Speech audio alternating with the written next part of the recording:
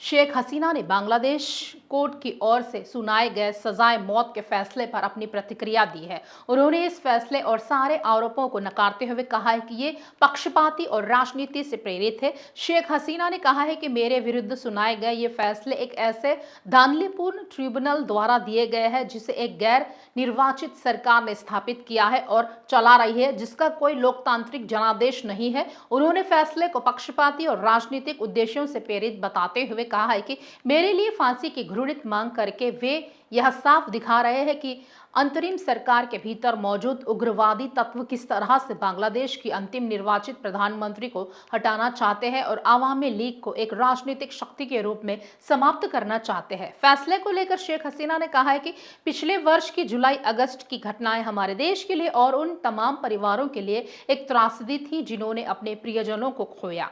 अव्यवस्था को रोकने के प्रयास में हमने जो कदम उठाए वो सद्भावना के साथ उठाए गए कदम थे, जिनका उद्देश्य जनहानि को कम करना था। हम स्थिति पर नियंत्रण खो बैठे, लेकिन इसे नागरिकों पर जानबूझकर हमले के रूप में प्रस्तुत करना तथ्यहीन है। आईसीटी के अभियोजकों ने यह दिखाने के लिए कोई ठोस सबूत नहीं दिया है कि मैंने लोगों पर घातक बल प्रयोग का आदेश दिया था। जिन ट्रांसक्रिप्ट और ऑडियो फाइलों को साक्ष्य के रूप में पेश किया गया वे अधूरी और संदर्भ से बाहर थी। वास्तविकता यह है कि जमीनी स्तर पर संचालन का नियंत्रण सुरक्षा बलों के पास था, जो स्थापित कानूनी प्रोटोकॉल के तहत काम कर रहे थे।